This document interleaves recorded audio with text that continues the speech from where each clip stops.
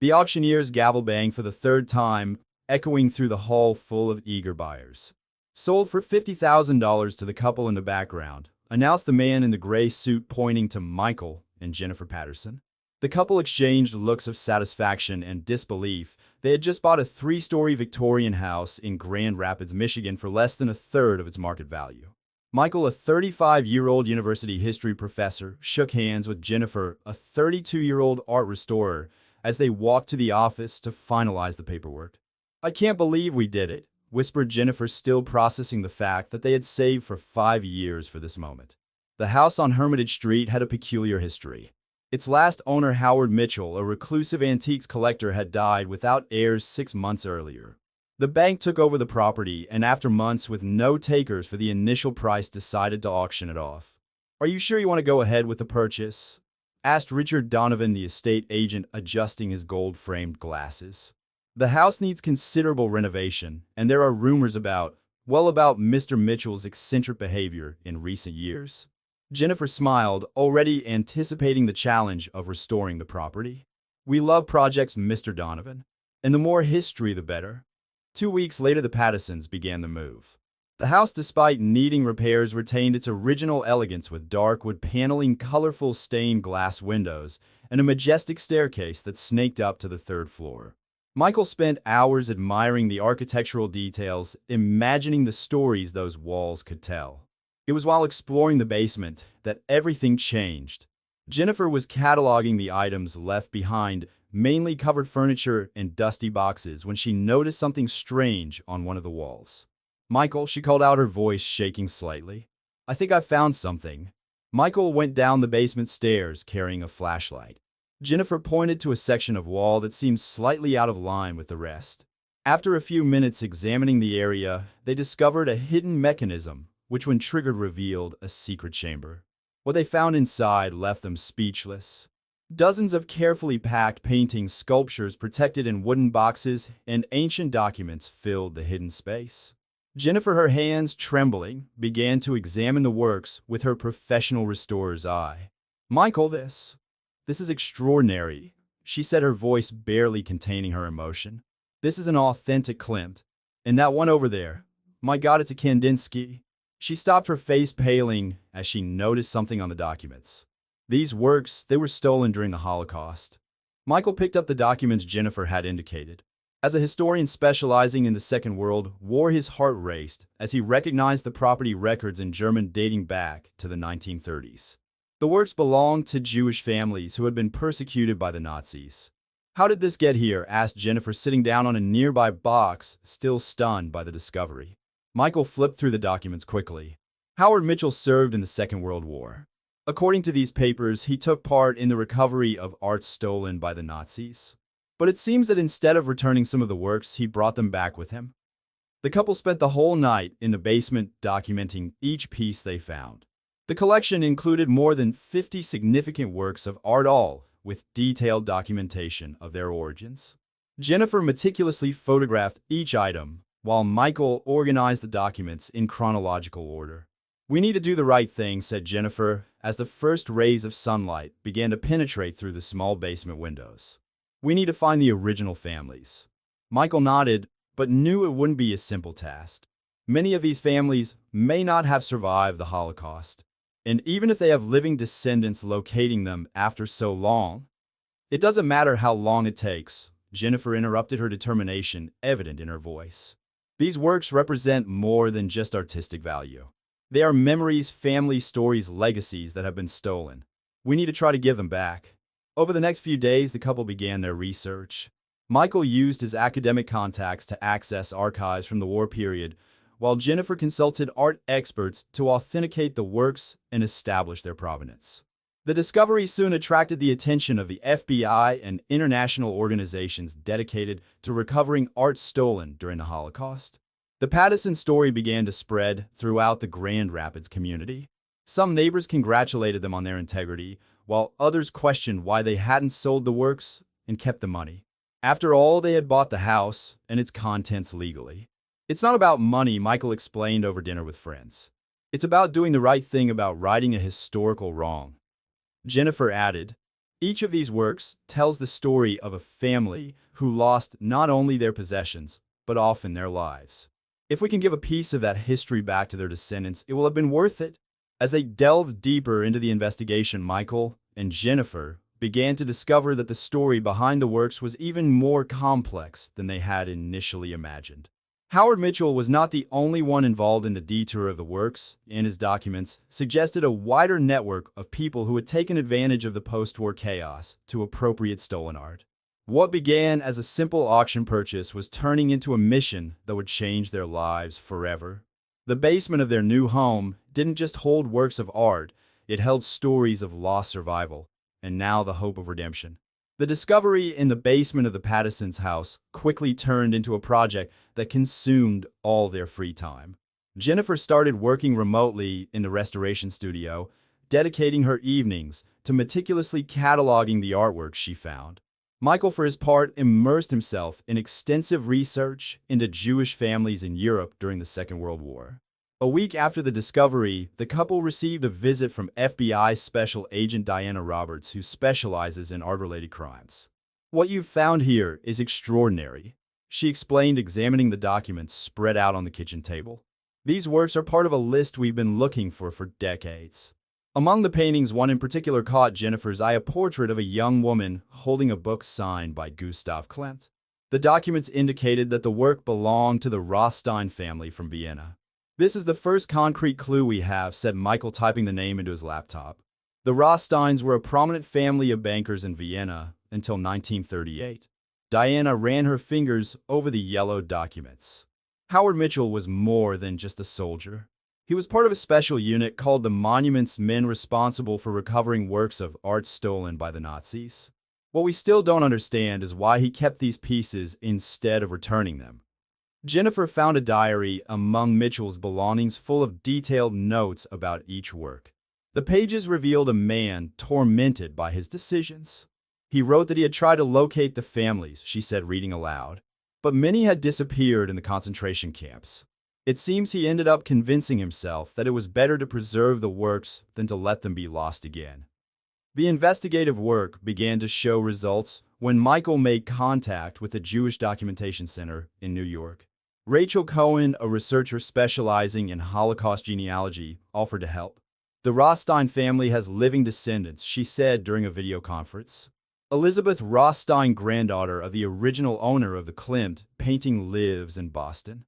Jennifer felt a shiver run down her spine. For the first time, they had a name, a real face to associate with one of the works. Michael immediately started to draft an email to Elizabeth, but Jennifer interrupted him. "This needs to be done in person," she insisted. "We need to explain everything face to face." The couple organized a trip to Boston for the following weekend. Elizabeth Rothstein, a 75-year-old woman, welcomed them into her Back Bay apartment. When Jennifer opened her laptop to show them the photos of the painting, Elizabeth's hands began to shake. "My God," she whispered in German before switching to English. "I grew up looking at a photograph of this painting. My grandmother always said it was her most precious possession." Elizabeth shared stories about her family, showing old photos and documents she had preserved. "My grandparents managed to flee Vienna in 1938, but they had to leave everything behind. This painting was a portrait of my great-grandmother when she was 20. The meeting with Elizabeth solidified the couple's resolve. It wasn't just about returning works of art, it was about reconnecting families with their lost histories. Each painting, each sculpture, represented a memory that had been violently ripped away from someone. Back in Grand Rapids, Michael and Jennifer established a routine.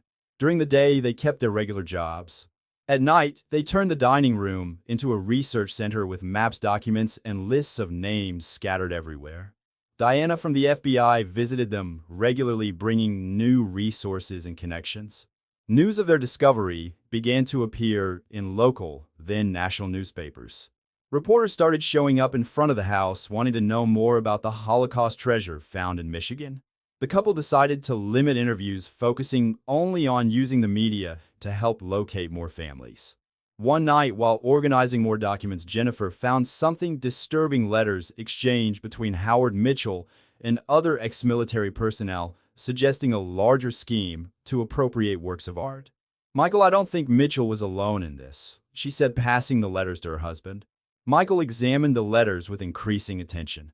This explains a lot. It seems that there was an informal network of soldiers who decided to keep some works for themselves. They justified it by saying they were protecting the art, but in fact, they were stealing. Jennifer added, her voice laced with disapproval. Diana Roberts was especially interested in this discovery. It could help us solve other outstanding cases, she explained. There are hundreds of works of art still missing from the war.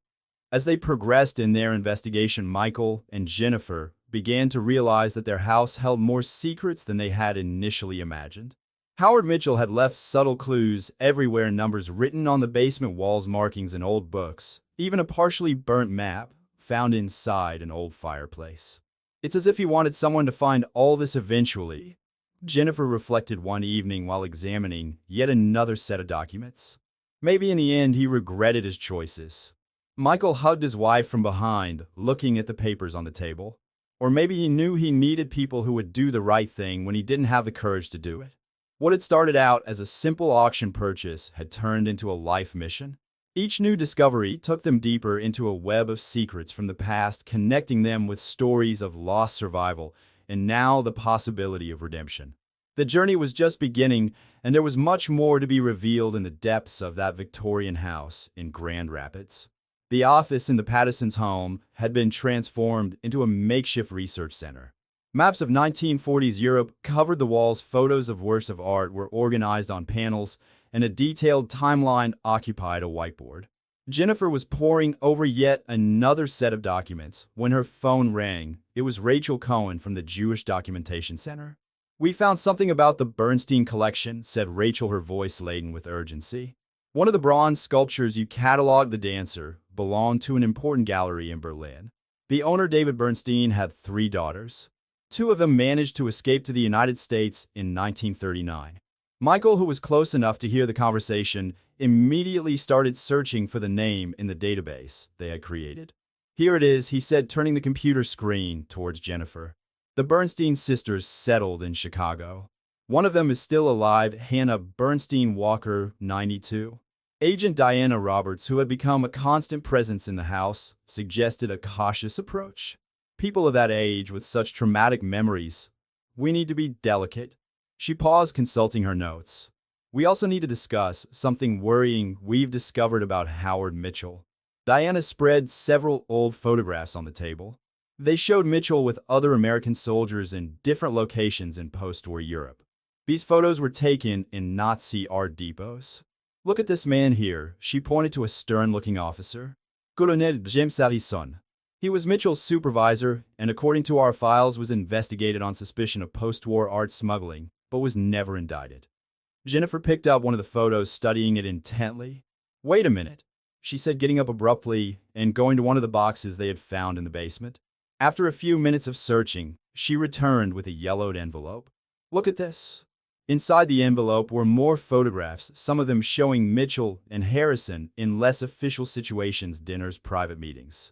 In one of them, the 2 men were standing next to a painting that Jennifer recognized immediately. It was one of the Kandinskys they had found in the basement. "That changes everything," Michael muttered. Mitchell wasn't acting alone. There was an organized scheme to embezzle these works. The couple decided to travel to Chicago to find Hannah Walker. After several attempts to contact her through intermediaries, they managed to arrange a meeting at her home in Lincoln Park. Hannah welcomed them into a living room decorated with black and white family photographs. "The bronze dancer," said Hannah, her voice trembling as she looked at the photos Jennifer showed on her tablet. "Dad kept her in the center of the gallery. He said she brought life to space." Tears began to run down her wrinkled cheeks. "It was the last thing I saw when we left Berlin. Through the train window, I saw Nazi soldiers entering the gallery." Jennifer held Hannah's hand while Michael explained about Mitchell and the discovery in the basement. The lady listened attentively, occasionally nodding. "You're good people," she said at last. "Doing the right thing after so long." Back in Grand Rapids, a new discovery awaited them. Diana had gained access to classified military records that revealed a network of complicity far greater than they had imagined. Colonel Harrison had coordinated a sophisticated scheme using his position to embezzle valuable works of art. Mitchell was just one of many involved. Some of these men are still alive, explained Diana, spreading more documents out on the table. And some of them still hold positions of power today. Jennifer realized that their mission had turned into something much bigger than just returning stolen art. They were unearthing a conspiracy that spanned decades involving people who had built fortunes and reputations on the spoils of war. We need to be very careful now, Diana warned. Some people won't be happy to see these secrets revealed. As if to confirm her words, the next morning Michael found the cellar door broken down. Nothing had been taken, but it was a clear message someone was watching. Jennifer insisted on installing security cameras and a more sophisticated alarm system. "Let's not be intimidated," said Michael, hugging his wife, as they watched the technicians installing the security equipment. "We've come too far to give up now." In the evening, while organizing more documents, Jennifer found something intriguing: a series of handwritten numbers on the back cover of one of Mitchell's diaries. "They look like coordinates," she said, handing the diary to Michael. Michael typed the numbers into his computer. "They're coordinates for various places in Europe," he confirmed, "and there are dates written down next to each one." His eyes widened as he realized the significance. "Jennifer, I think we found a map of the places where other works have been hidden." The discovery opened up a new dimension in their investigation. They were no longer just dealing with the works found in her home. There were potentially dozens of other pieces hidden around Europe waiting to be recovered and returned to their rightful owners. Diana immediately began coordinating with international agencies. "This could be the biggest breakthrough in stolen Nazi art since the end of the war," she said, barely containing her excitement. Jennifer looked at Michael, seeing in his eyes the same mixture of determination and apprehension she felt. What had begun as an accidental discovery in their new home had turned into a mission that could change the lives of hundreds of families and rewrite part of post-war history. "There's no turning back now," said Jennifer, holding her husband's hand. Michael nodded, knowing that the next steps would be even more challenging. The truth was emerging from the shadows of the past, and they were determined to bring it fully to light no matter the cost. The Pattersons' investigation reached a critical point when a brown envelope appeared in their mailbox with no sender. Inside, there was just a black and white photograph of Howard Mitchell with Colonel Harrison, with a message written on the back: "Some stories should stay buried." "That's a clear threat," said Diana Roberts, examining the envelope with latex gloves. The FBI agent immediately deployed a surveillance team to monitor the Pattersons' home. "You've stirred up a bigger hornet's nest than we imagined." Jennifer spent the night scanning more documents from the basement now, with a renewed sense of urgency. Among the yellowed pages of Mitchell's diary, she found a disturbing entry dated 1946. "Harrison has powerful connections. Bankers, politicians, people who prefer certain truths to remain hidden. May God forgive me for what I agreed to do." Using his academic contacts, Michael began to trace a complex network of relationships. Colonel Harrison's name appeared connected to several influential families who had prospered in the post-war period. "It wasn't just about art," he explained to Jennifer. "They used the works as bargaining chips, buying silence and favors." A knock on the door interrupted his research. It was Rachel Cohen, who had flown in from New York after making an alarming discovery. "I found records of other art deposits," she said, spreading out documents on the kitchen table. Mitchell wasn't the only one keeping secrets. There are at least 3 other houses in different states with possible hidden collections. The revelation coincided with a call from Hannah Walker in Chicago. Her voice trembled on the phone. "Someone was in my house. They went through everything, but they didn't take anything. They just left a message: silence is security." Diana stepped up security around those involved in the investigation. "We're dealing with people who have a lot to lose," she explained. "Fortunes have been built on this systematic theft. Reputations depend on this secrecy." Jennifer and Michael decided to speed up the documentation process. Working all night, they cataloged every piece, every document, creating digital copies that were stored on secure servers. "If something happens to us," said Jennifer, "the truth won't die with us." One afternoon, while examining more old photographs, Jennifer noticed something curious. In several images, a discrete symbol appeared: a stylized eagle inside a circle. The same symbol was engraved on one of the frames found in the basement. "It's the mark of the Phoenix Society," Rachel explained after consulting her archives. An exclusive group of art collectors formed in the post-war period. Many members were ex-servicemen who had served in Europe. Michael spent hours researching the Phoenix Society.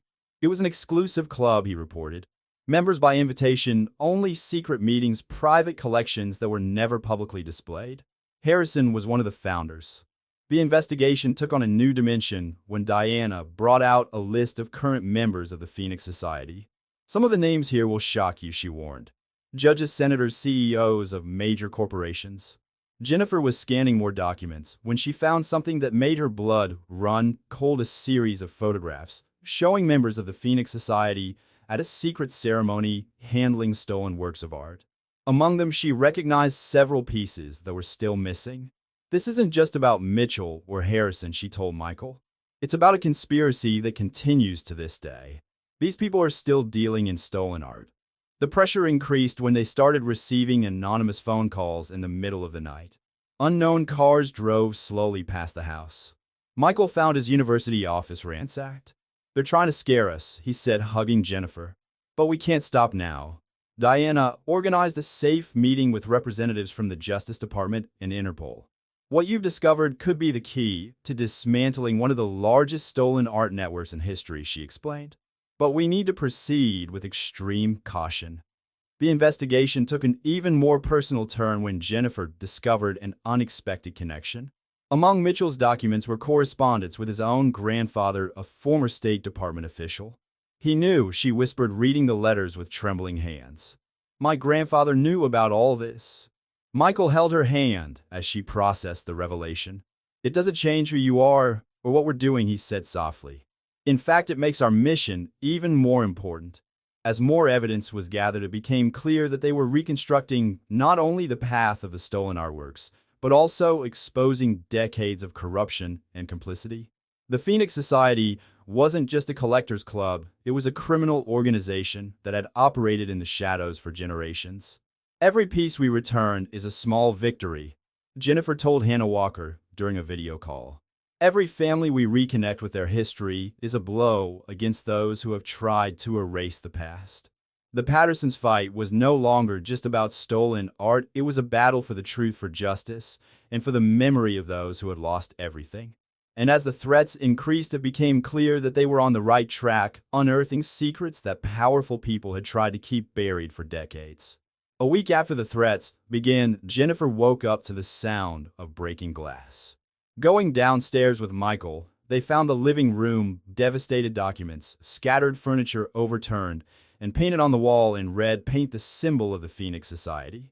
"They're getting desperate," observed Diana Roberts, supervising the forensics team examining the scene. "That means we're close to something big." The attack on the house coincided with a crucial discovery made by Rachel Cohen.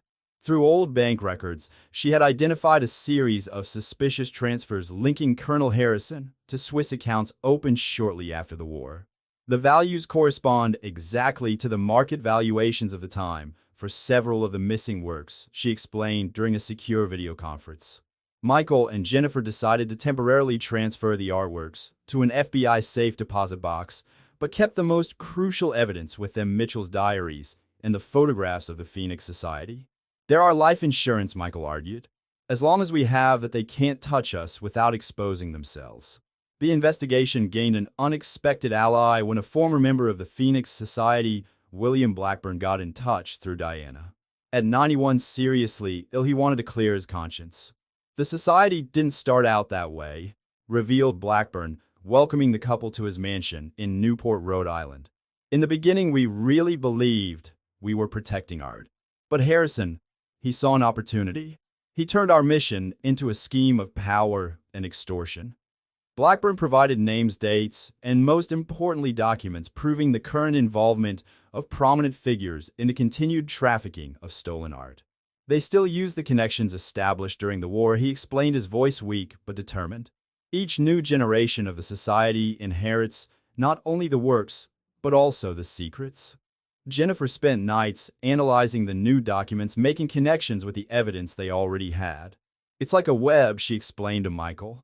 "Each thread leads to another crime, another secret, another destroyed family." The pressure increased when Hannah Walker was hospitalized after an accident at her home. It was no accident, she insisted from her hospital bed. They wanted to silence me, but now I'm more determined than ever to tell everything I know. Diana organized police protection for everyone involved in the investigation, but her adversaries were powerful and had seemingly infinite resources. Michael was suspended from the university under false allegations of academic misconduct. Jennifer lost several catering contracts when clients started receiving warnings about working with her. They're trying to isolate us, observed Michael as the couple reviewed their increasingly precarious finances. They want to pressure us until we give up. The situation came to a head when Jennifer received an anonymous phone call. We know about your grandfather, about his role in all this. Do you really want that truth to come out? But instead of intimidating her, the threat only strengthened her resolve. That's exactly why we need to keep going, she told Michael, so that no family has to carry these secrets any longer. Rachel Cohen brought more disturbing news. Her research had revealed that several of the families trying to recover their works over the years had suffered similar accidents. We are not the first to discover the truth, she explained, just the first to gather enough evidence to prove it all. William Blackburn agreed to testify formally, even though he knew the risks. I don't have long to live, he said, signing his affidavit, but I can at least ensure that the truth survives after me. The investigation reached a new level when Diana presented the evidence to an international task force. We're talking about crimes that span generations, she explained at a secret meeting. It's not just about stolen art, but about power, influence, and the systematic manipulation of history. Jennifer and Michael knew they were in a race against time. Each day brought new threats, but also new discoveries. The truth buried for so long was finally emerging. It's not just about returning the works anymore, Jennifer reflected one evening while organizing more evidence. It's about justice, about historical responsibility. Michael nodded, hugging her, and about honoring all those who lost not just their art, but their lives, their stories, their dignity. The battle was far from over, but the Pattersons had crossed a point of no return.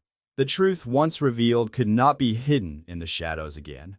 And as more families came forward to claim their lost inheritances, it was clear that their fight was only just beginning. The FBI conference room in Washington, D.C. was packed that fall morning. Jennifer and Michael Patterson sat side by side, watching as Diana Roberts presented the evidence accumulated during months of investigation. On a large screen, images of the recovered works of art alternated with photographs of members of the Phoenix Society. What began with an accidental discovery in Grand Rapids, Diana began, has led us to uncover one of the greatest stolen art conspiracies in modern history. She paused, looking directly at the directors of the various international agencies present. Thanks to the courage of the Pattersons and the crucial testimony of William Blackburn, we can finally do justice. The operation, dubbed Project Redemption, was launched simultaneously in 12 American cities and 5 European countries. Search warrants were served on mansions, private galleries, and bank vaults. Every hour, new discoveries were reported. We found a depository in Boston. An agent informed us, hurrying into the room. 32 more works cataloged as lost during the war. Jennifer squeezed Michael's hand, remembering the moment it all began in that dusty basement. The threats, the fear, and the sleepless nights now seemed like part of a distant nightmare. Hannah Walker, recovered from her accident, testified via video conference, her firm voice echoing through the room. They tried to silence us for decades, but the truth always finds its way out. The most impactful revelation came through the documents provided by Blackburn. The Phoenix Society had infiltrated cultural institutions, manipulating the valuations and provenance of works of art. Entire fortunes were built on the suffering of families who lost everything during the Holocaust. We need to understand that this is not just about art, Michael explained during a press conference a few days later. It's about memory, identity, and justice. Each work returned represents a family reconnected with its history. Rachel Cohen coordinated an international team of genealogists to locate the rightful heirs. At a special event at the Museum of Modern Art in New York, the first batch of works was officially returned to the families.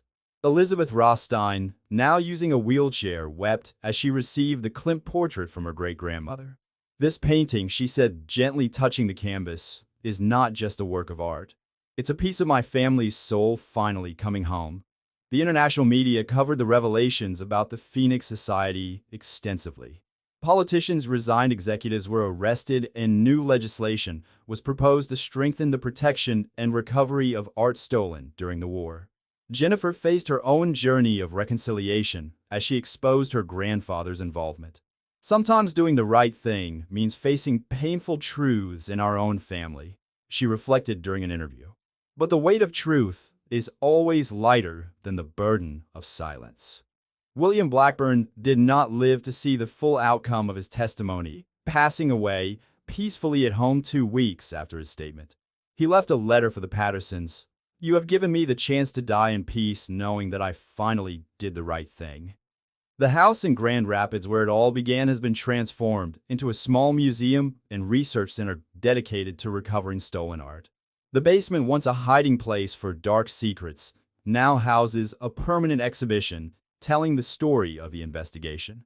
"It's amazing to think that all this started with an auction purchase," Michael told Jennifer as they walked through the renovated basement. "Sometimes I wonder if Howard Mitchell knew that one day someone would find all this." Jennifer smiled, stopping in front of a photograph of Mitchell in his later years. "I think he hoped the right people would find it. And maybe somehow he knew it would be people who would do the right thing." A year after the operation began, more than 200 works of art had been recovered and returned. The work continued with new discoveries appearing regularly. The network of complicity and silence maintained for decades was finally unraveling. Diana Roberts, promoted after the success of the operation, kept in close contact with the Pattersons. "You didn't just recover works of art," she said at a celebratory dinner. "You helped restore faith and justice." The legacy of the investigation extended beyond the recovery of the works. Universities have established programs dedicated to the study and tracking of stolen art. Museums around the world have reviewed their collections with new scrutiny. One quiet afternoon, Jennifer and Michael received an anonymous letter that was different from previous threats. Inside, there was just an old photograph of a Jewish family in front of their art gallery in Berlin, and the words, "Thank you for giving us back our history." The couple understood that their journey, although challenging and sometimes dangerous, had only been the beginning of something bigger. The truth, once revealed, would continue to find its way, bringing light to dark corners of history and justice to those who had waited so long for it. "What do we do now?" asked Jennifer as they organized more documents on new cases that were emerging. Michael smiled, taking her hand. "We keep going, because there are still stories to be discovered and truths to be revealed. And now we know it's worth fighting for." The Patterson story wasn't just about finding lost art. It was about courage, truth, and the importance of doing the right thing no matter the cost. In a world where secrets and lies often prevail, they prove that the search for justice, even decades later, is never in vain.